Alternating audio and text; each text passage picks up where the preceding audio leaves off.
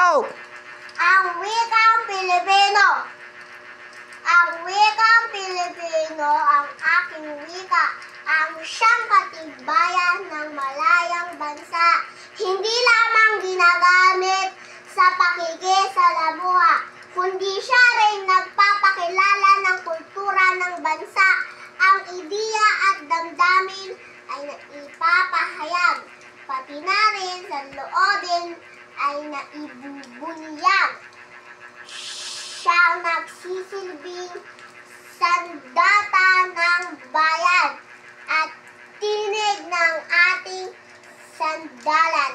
Ang pagkakaroon ng sariling wika ay pagpapahiwatig na ako ay malaya saan mang panig ng aking bansa.